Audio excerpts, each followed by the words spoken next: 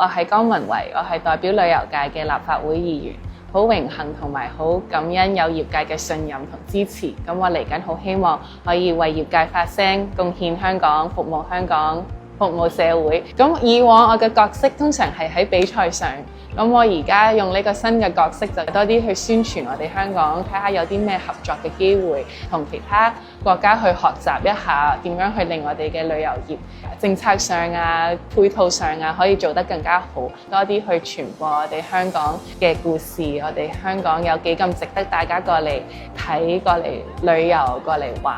我好期待嚟緊4年努力工作。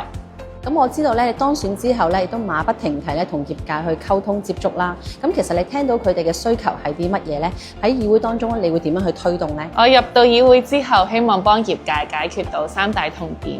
咁第一點就係人手短缺啦，點樣可以吸引更加多嘅年輕人願意投身業界同埋長期發展。第二點就係，儘管我哋嘅旅客人數回升，但係都有旺丁不旺財嘅問題，所以都好希望揾到更加多嘅方法去提升我哋嘅消費力，更加多嘅機會俾旅客消費同埋留耐啲。咁第三點咧就係面對競爭嘅時候，香港需要重新定位，我哋好需要自己嘅獨特性，深耕呢個中西文化交匯同埋國際都會活力嘅無可替代嘅品牌資產。咁創造更高價值嘅體驗嘅時候咧，就可以俾旅客創造更加多難忘嘅經歷。我由運動員轉型成為立法會議員，我都好希望同業界攜手一齊經歷呢個轉型，等我哋香港旅遊業再出發。